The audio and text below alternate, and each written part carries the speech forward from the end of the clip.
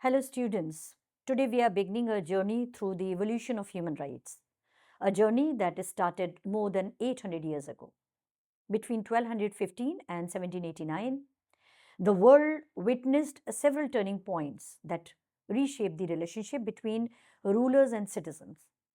Starting from the Magna Carta in England to the French Declaration of 1789, people slowly moved away from absolute monarchy toward government based on justice, law, and equality.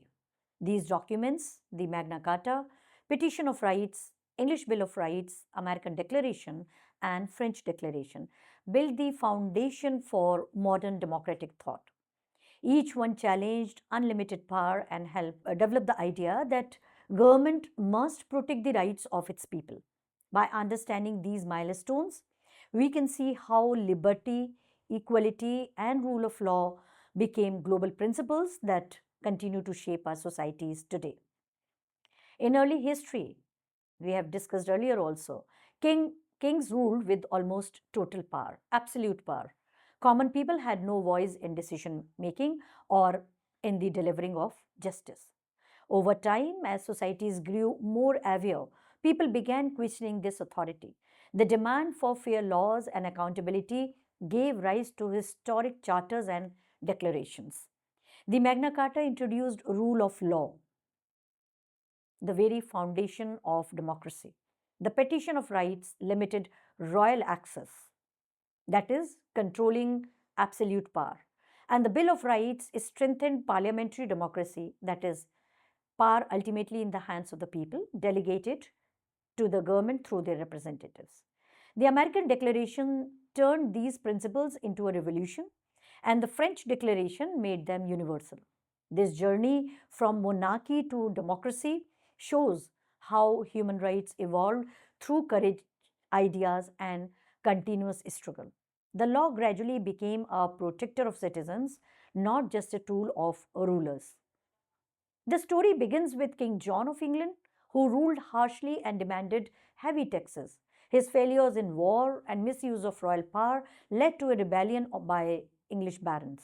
They met the king at Runnymede in 1215 and forced him to sign the Magna Carta or Great Charter, written in Latin with 63 clauses. It aimed to protect baronial rights and limit royal authority.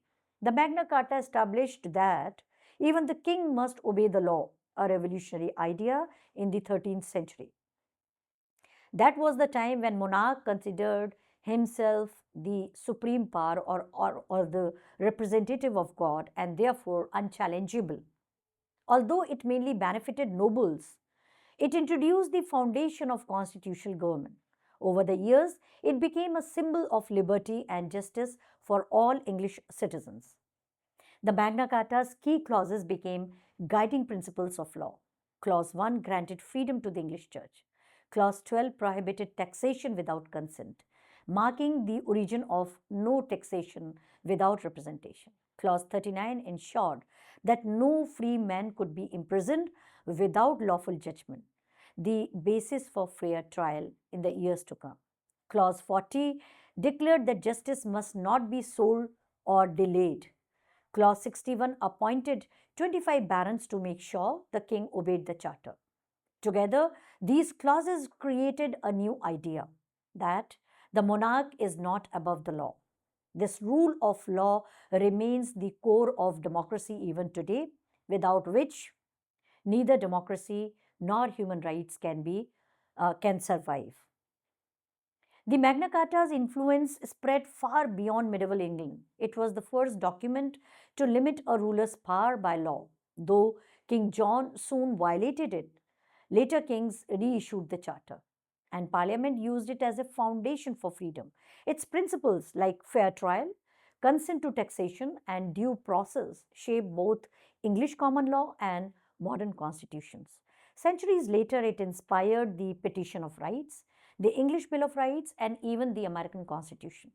The Magna Carta proved that government must operate under the law and that liberty depends on justice, not royal will. In 1628, under King Charles I, England again faced a constitutional crisis. The king raised money without parliament, imprisoned critics, and forced people to house soldiers.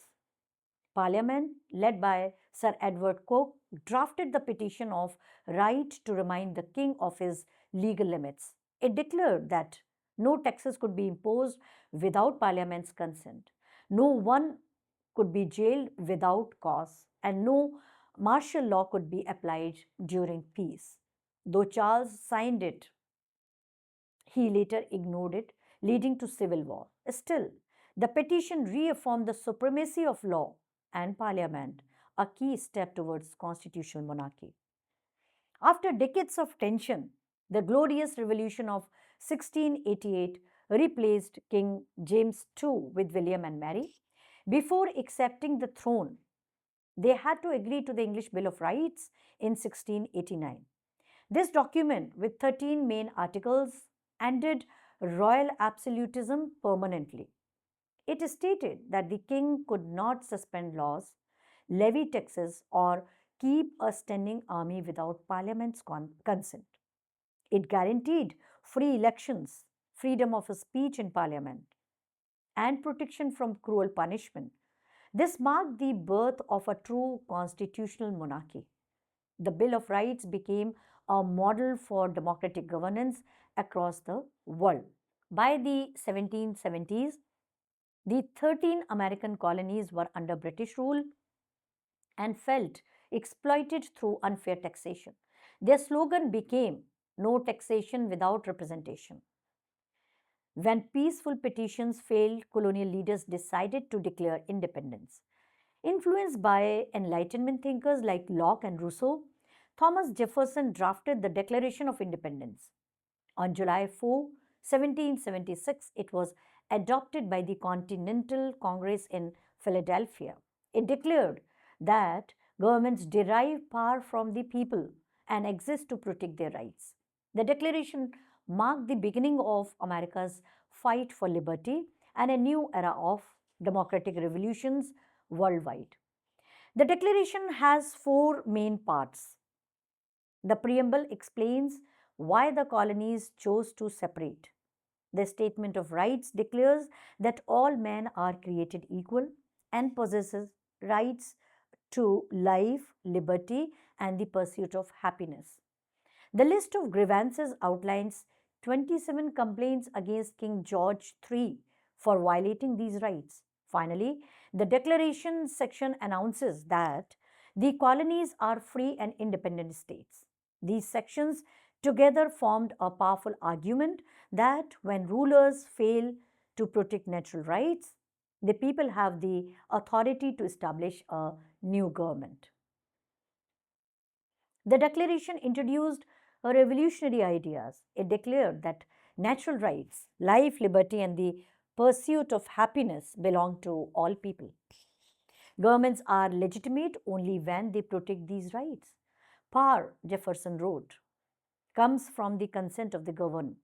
If any government becomes destructive, citizens can change or abolish it.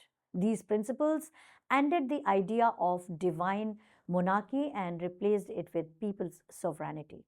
The Declaration's language gave birth to modern democracy and continues to influence freedom movements everywhere. The Declaration gave the colonies moral strength and unity in their fight against British rule. Its ideals traveled far beyond America, inspiring France, Latin America, and later the Indian freedom movement also.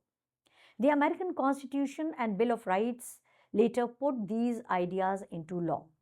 All men are created equal became the foundation for civil rights and women's rights movement.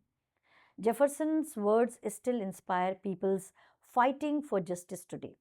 The Declaration remains one of the most powerful affirmations of human dignity and freedom ever written. The American War of Independence began before the Declaration with the Battle of Lexington and Concord in 1775. The colonies organized under George Washington and received help from France, Spain, and the Netherlands. Victories at Saratoga in 1777 and Yorktown in 1781 turned the tide.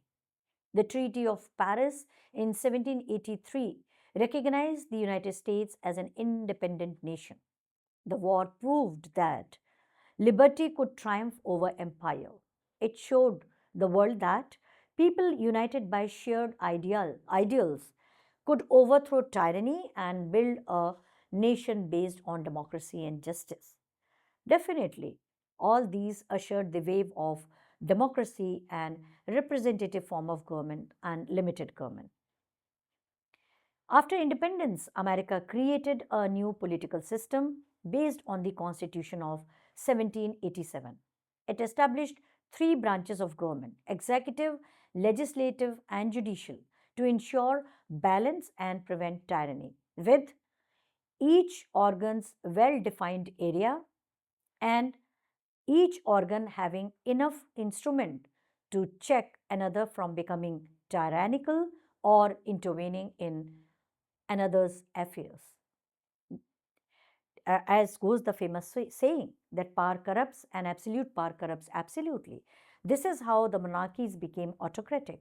They become unjust, they became tyrannical, and therefore separation of power that was introduced by Montesquieu became one of the foundation pillars of America.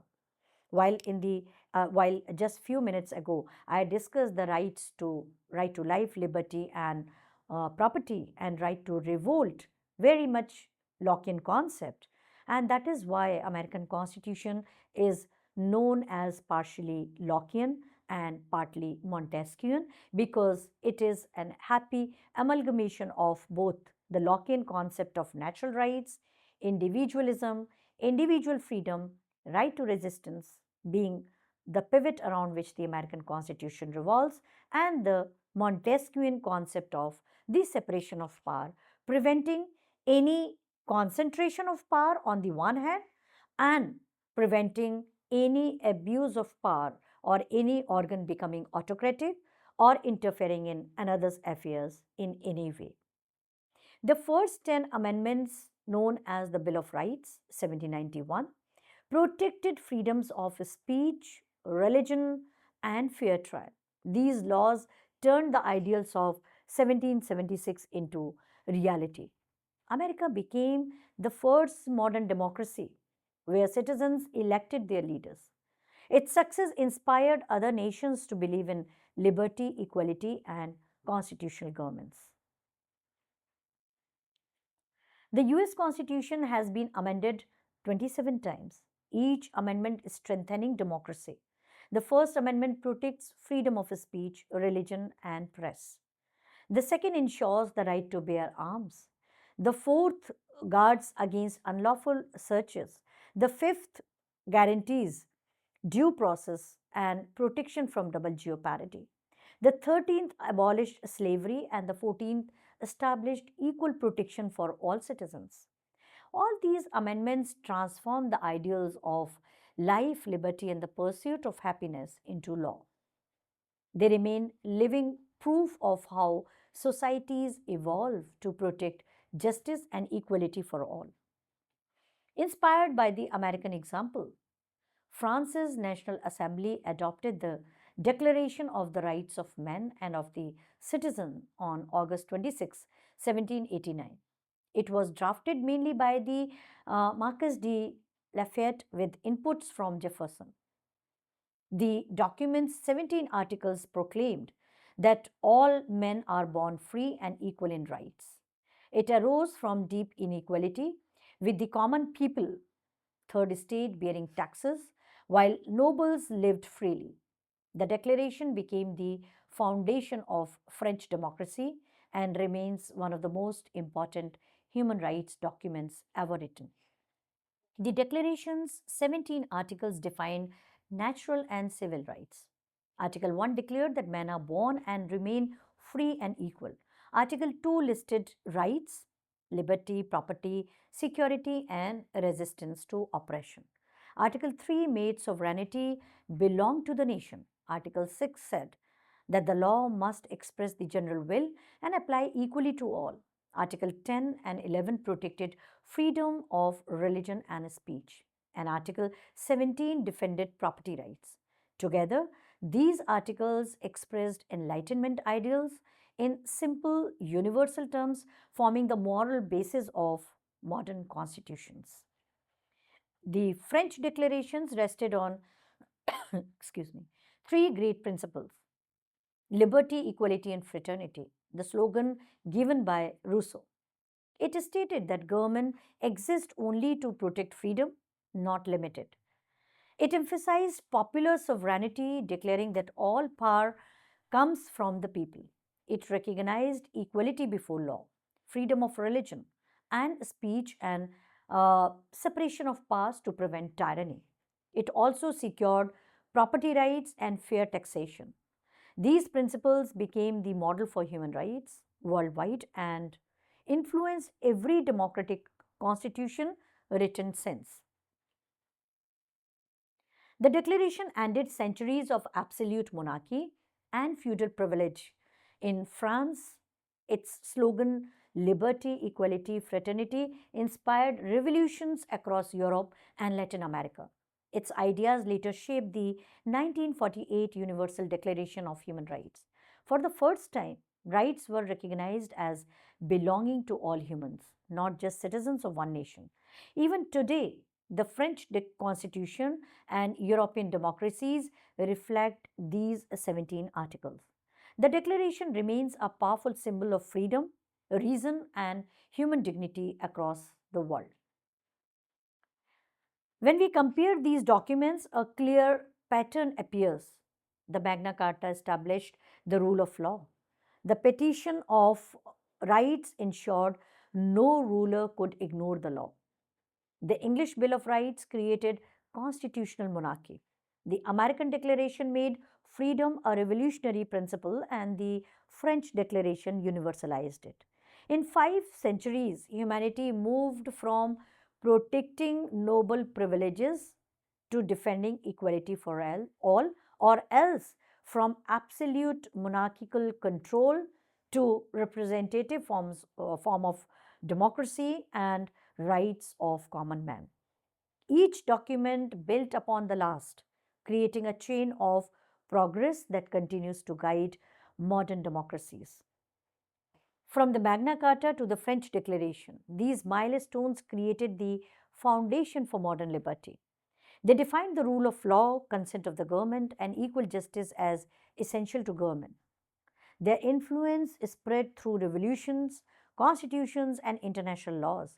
The ideas born in England, America, and France led to the UN Charter and the UDHR, Universal Declaration of Human Rights. They proved that freedom and equality must be guaranteed by law, not granted by rulers. Not only United Nations, but there were large number of countries of Africa and Asia and Latin America which were gaining independence from the colonial rule.